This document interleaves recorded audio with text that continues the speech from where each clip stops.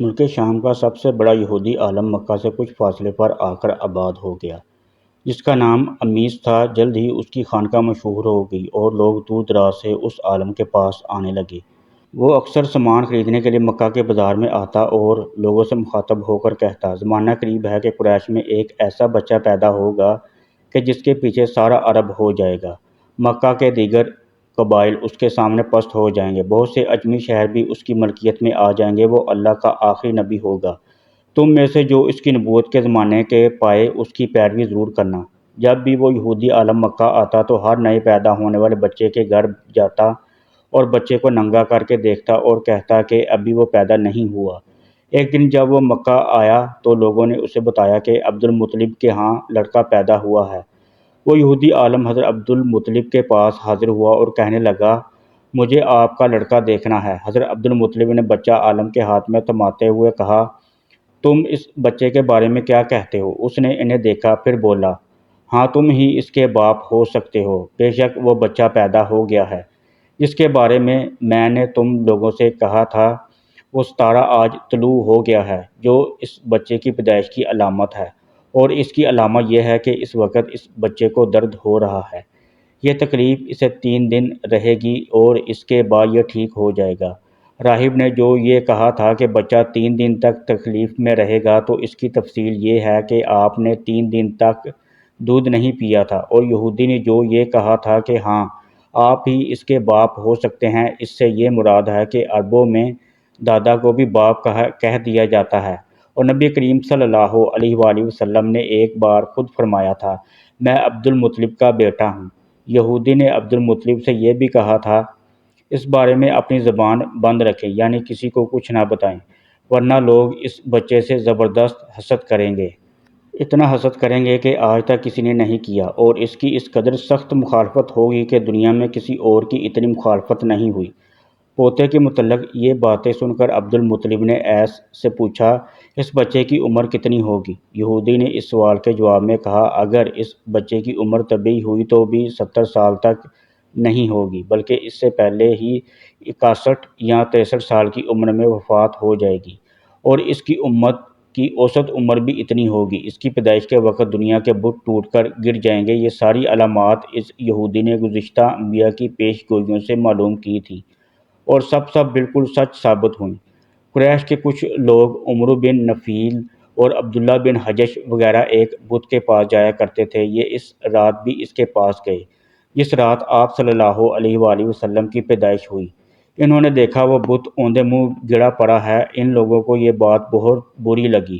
انہوں نے اس کو اٹھایا، سیدھا کر دیا، مگر وہ پھر گر گیا۔ انہوں نے پھر اس کو سیدھا کیا، وہ پھر الٹا ہو گیا۔ ان لوگوں کو بہت حیرت ہوئی، یہ بات بہت عجیب لگی۔ تب اس بت سے آواز نکلی، یہ ایک ایسے بچے کی پیدائش کی خبر ہے جس کے نور سے مشرق اور مغرب میں زمین کے تمام گوشے منور ہو گئے ہیں۔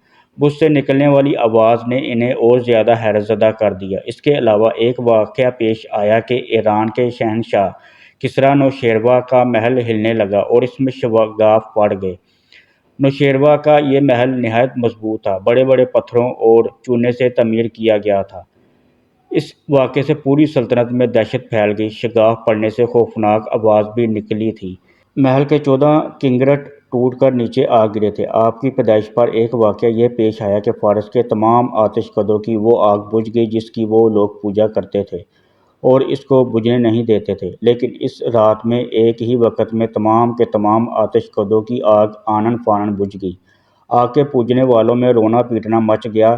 کسریٰ کو یہ تمام اطلاعات ملی تو اس نے ایک کاہن کو بلایا۔ اس نے اپنے محل میں شگاف پڑنے اور آتش کدوں کی آگ بجھنے کے واقعات اسے سنا کر پوچھا، آخر ایسا کیوں ہو رہا ہے؟ وہ کاہن خود تو جواب نہ دے سکا، تاہم اس نے کہا، ان سوالات کے جوابات میرا ماموں دے سکتا ہے، اس کا نام ستی ہے۔ نوشیروان نے کہا، ٹھیک ہے، تم جا کر ان سوالات کے جوابات لاؤ۔ وہ گیا، ستی سے ملا، اسے یہ واقعات سنائے۔ اسے سن کر کہا، ایک عصا والے نبی ظاہر ہوں گے جو عرب اور شام پر چھا جائیں گے، اور جو کچھ ہونے والا ہے ہو کر رہے گا۔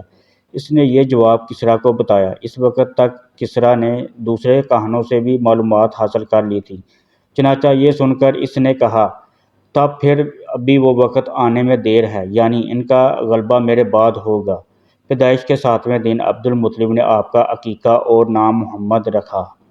عربوں میں اس سے پہلے یہ نام کسی کا نہیں رکھا گیا تھا۔ قریش کو یہ نام عجیب سا لگا، چنانچہ کچھ لوگوں نے عبد المطلب سے کہا، اے عبد المطلب، کیا وجہ ہے کہ تم نے اس بچے کا نام اس کے باپ دادا کے نام پر نہیں رکھا بلکہ محمد رکھا ہے، اور یہ نام نہ تمہارے باپ دادا میں سے کسی کا ہے نہ تمہاری قوم میں سے کسی کا ہے؟ عبد المطلب نے انہیں جواب دیا، میری تمنا ہے کہ آسمانوں میں اللہ تعالیٰ اس بچے کی تعریف فرمائے اور زمین پر لوگ اس کی تعریف کریں۔ محمد کے معنی ہے جس کی بہت زیادہ تعریف کی جائے۔ اسی طرح والدہ کی طرف سے آپ کا نام احمد رکھا گیا۔ احمد نام بھی اس سے پہلے کسی کا نہیں رکھا گیا تھا۔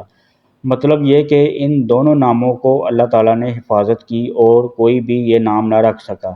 احمد کا مطلب ہے سب سے زیادہ تعریف کرنے والا۔ علامہ سہیلی نے لکھا ہے، آپ احمد پہلے ہیں اور محمد بعد میں، یعنی آپ کی تعریف دوسرے نے بعد میں کی۔ اس سے پہلے آپ کی شان یہ ہے کہ اللہ تعالیٰ کی سب سے زیادہ حمد و ثنا کرنے والے ہیں۔ پرانی کتابوں میں آپ کا نام احمد ذکر کیا گیا ہے۔ اپنی والدہ کے بعد آپ نے سب سے پہلے صوبیہ کا دودھ پیا۔ صوبیہ نبی کریم صلی اللہ علیہ وآلہ وسلم کے چچا ابو لہب کی باندی تھی۔ ان کو ابو لہب نے آپ کی پیدائش کی خوشی میں آزاد کر دیا تھا۔ صوبیہ نے آپ کو چند دن تک دودھ پلایا۔ انہی دنوں صوبیہ کے ہاں اپنا بیٹا پیدا ہوا تھا۔ آپ کی والدہ نے آپ کو صرف 9 دن تک دودھ پلایا۔ ان کے بعد صوبیہ نے پلایا۔ پھر دودھ پلانے کی باری حضرت حلیمہ سعدیہ رضی اللہ تعالیٰ عنہا کی آئی۔